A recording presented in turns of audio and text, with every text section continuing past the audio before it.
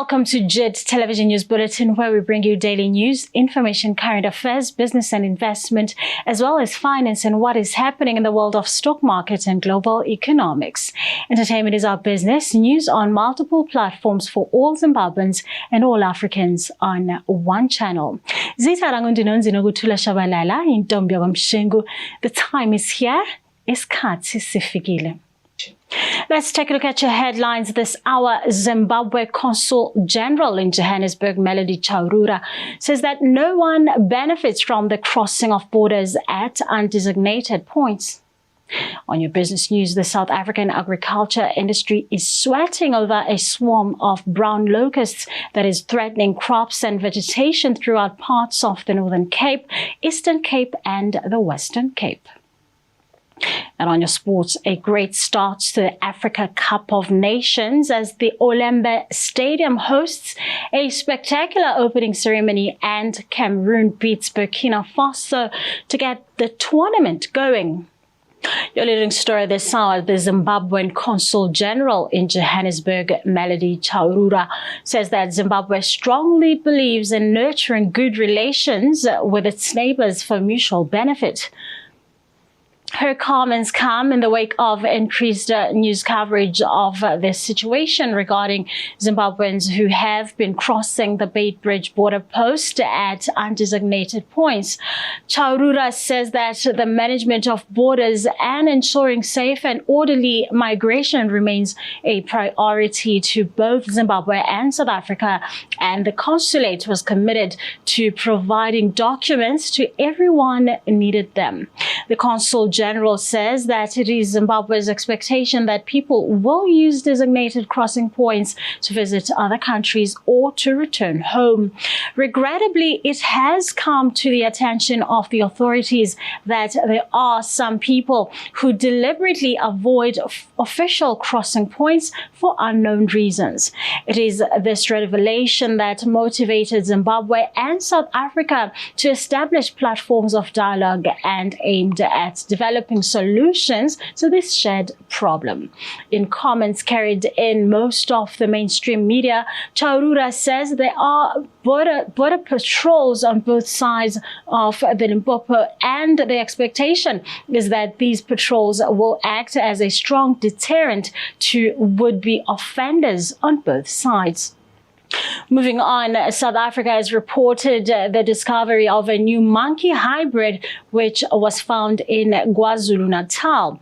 Reports in numerous Sunday newspapers are saying that South Africa's first rare hybridization of two Samango and vervet monkeys was discovered in the KZN Midlands, with this research already being peer-reviewed and published.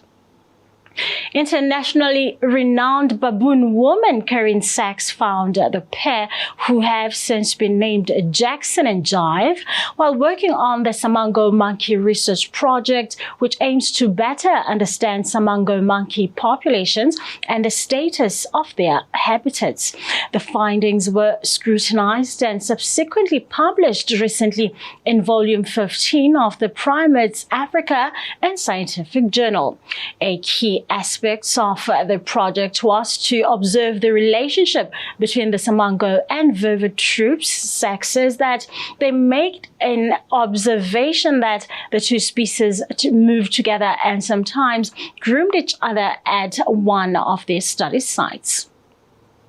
The area where the monkeys were found primarily comprises guest houses, large residential gardens, and livestock farms, against a backdrop of fragmented mist belt forest plantations and grasslands. Sachs says the risk to the monkeys were very high, as they were killed by dogs shot at by residents, trapped for traditional medicine, hit by vehicles, and electrocuted on pylons. Coming up next is your JIT-TV business news.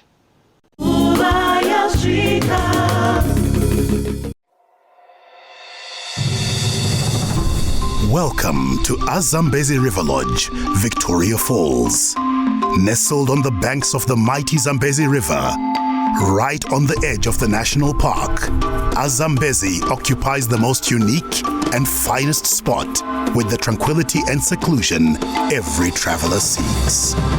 Each of its well-appointed rooms is either garden or river facing, allowing you to soak in the serenity of the environment. The award-winning restaurant Amlonga offers delectable cuisine, which includes our famous high teas. To explore Victoria Falls from this fine location, book any of our packages now. Zambezi River Lodge. Relax, refresh, replenish.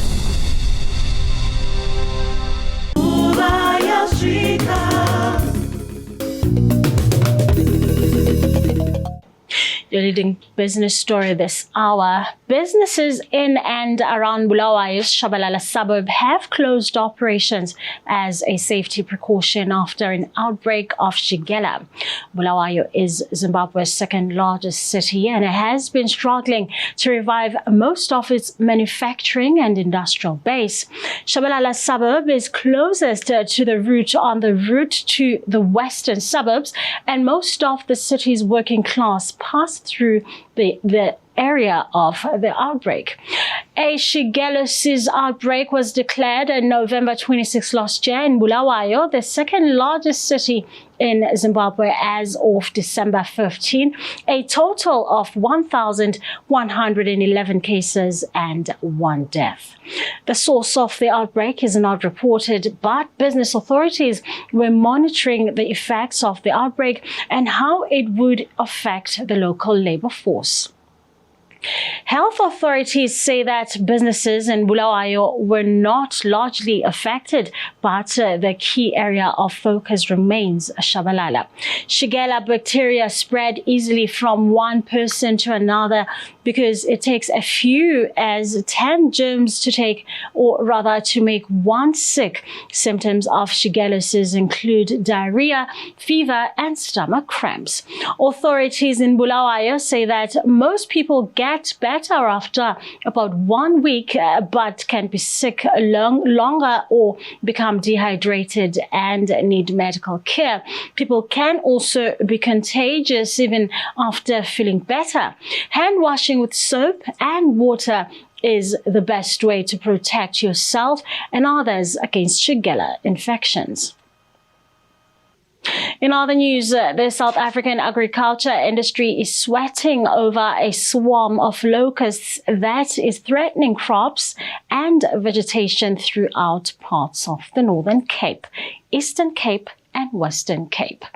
Millions in swarms of brown locusts have been sighted in the Karoo, sparking fears of another plague. South Africans have taken to social media to share videos of millions of brown locusts that were swarming parts of the country throughout the southern parts of the country and have sparked new fears over the impact the insects might have on the country's agriculture and economy, along with potentially threatening food supply. The National Department of Agriculture, Land Reform and Rural Development's media spokesperson, Reggie Ngobo, says that the country's farmers have support through the locust control campaign, where they are provided with insecticides, spraying pumps and protective clothing to enable them to control the outbreak. Ngobo was quoted in the newspaper as saying that the challenge is with vacant farm where farmers cannot identify the dangers quickly enough. Farmers that are present on their land are trained and are aware they spray the locusts while they are still small. After 6 weeks, they can fly and go with the wind in that cahoot and destroy and then depart, says Ngobo. Government had noted that the main challenge lies in Karoo region, where the sightings are reporting huge swarms and calls everyone in the industry to be vigilant and to the threat of the brown locusts. Well, this brings us to the end of our JIT-TV business news. Up next is Denise Pine with your sports and entertainment.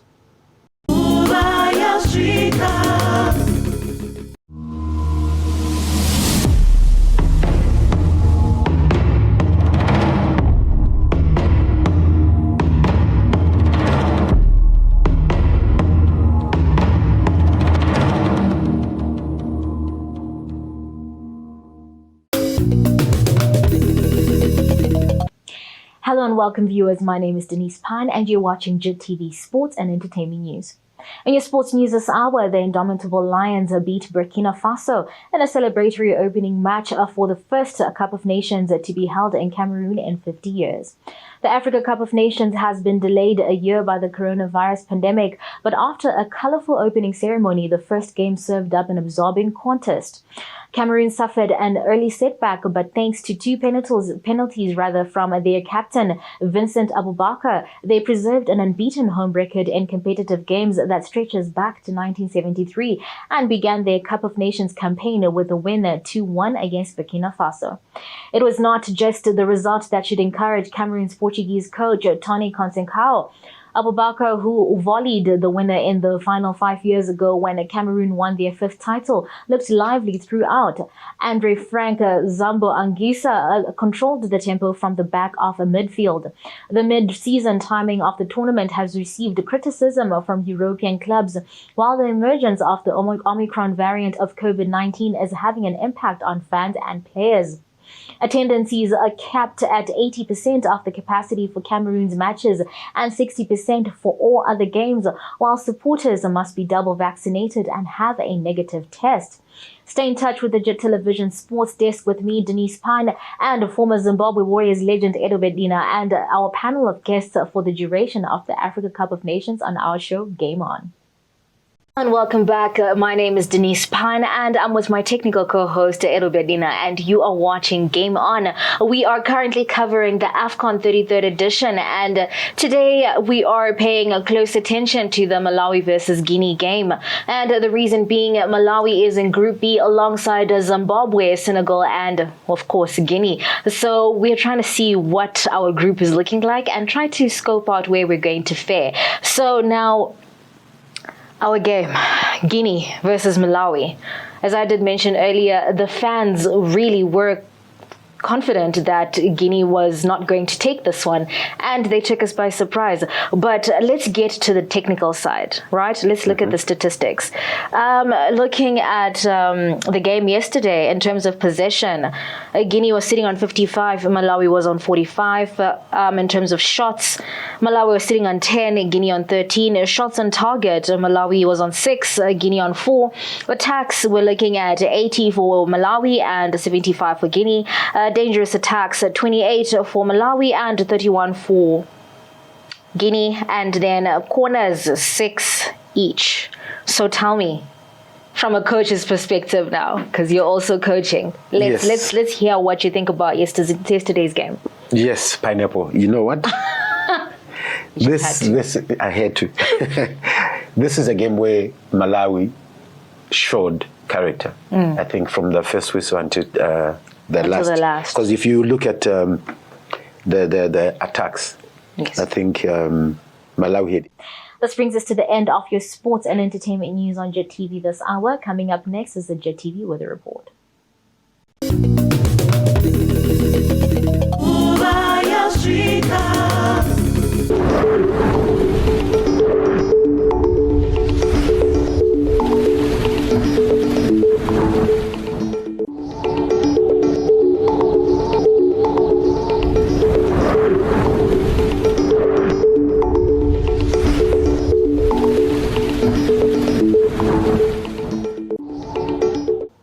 This brings us to the end of our JIT Television News Bulletin this hour. Stay tuned to JIT-TV as we bring you the best in entertainment news, information, analysis, sports, business, and all the headlines of the day. And do stay in touch on our Twitter, Facebook, and our website, www.jit-tv.tv, and leave a comment. My name is Nagutula Shabalala in Tombia Ramshengu. See you same time tomorrow and stay connected. Cheers.